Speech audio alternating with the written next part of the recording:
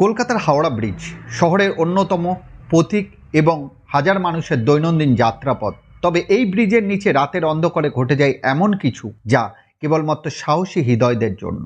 মধ্যরাতের নীরবতায় ভেসে আসে এক অদ্ভুত আওয়াজ। অনেকের মতে এটি কারো কান্না, কারো অস্পষ্ট আর্তনাদ। স্থানীয় বাসিন্দারা বলেন এই আওয়াজ কোনো সাধারণ আওয়াজ নয়, এটি অতৃপ্ত আত্মাদের উপস্থিতি।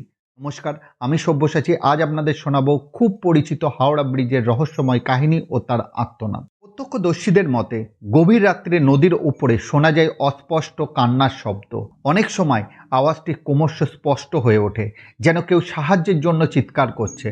ব্রিজের নিচে ঘন কালো জলে আলোর ঝলকানি বা অদ্ভুত ছায়া দেখতে পাওয়া যায়। হাওড়ার ব্রিজের নিচে ঘটে গেছে অনেক মর্মান্তিক আত্মহত্যার ঘটনা। স্থানীয়রা বলেন এই আত্মহত্যাগুলোর সঙ্গে রহস্যময় আওয়াজের গভীর যোগ রয়েছে। কথিত আছে যারা ব্রিজ থেকে ঝাঁপ দিয়েছে তাদের আত্মারা আজও মুক্তি পায়নি। অনেকে মনে করেন এই আওয়াজ হলো তাদের শেষ আকুতি, যা তারা মৃত্যুর আগে ব্যক্ত করতে পারেনি। কিছু নৌচালক দাবি করেন গভীর রাত্রে তারা নদীতে অদ্ভুত জিনিস দেখেছেন, কেউ যেন তাদের দিকে হাত বাড়িয়ে সাহায্যের আহ্বান জানাচ্ছে। বিশ্বাসীদের কাছে এটি অতৃপ্ত আত্মাদের কাহিনী হলেও বাস্তবিদের মতে এই আওয়াজ সম্ভবত হাওয়া ও নদীর স্রোতের মিলিত শব্দ।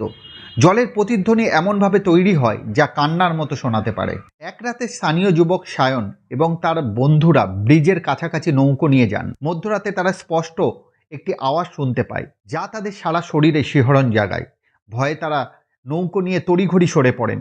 পরে সায়ন জানান তিনি স্পষ্ট দেখেছেন এক নারীর ছায়া, যিনি জলে ডুবে যাচ্ছেন। রহস্যময় এই আওয়াজ প্রকৃতিই সৃষ্টি করেছে নাকি অতৃপ্ত আত্মাদের কান্না, তা আজও অজানা। তবে এই কাহিনী স্থানীয় লোকগাথায় মিশে গিয়ে এক ভয়ের আখ্যান তৈরি করেছে। হাওড়া ব্রিজ আজও রাতের বেলা কৌতূহলী এবং সাহসীদের চ্যালেঞ্জ জানায়। আপনি কি কখনো এমন রহস্যময় কিছু অভিজ্ঞতা করেছেন? এই গল্প আপনাকে কি ভাবায়? এটি কি কেবল স্থানীয় গুজব নাকি সত্যিই লুকিয়ে আছে কোনো অদ্ভুত শক্তি?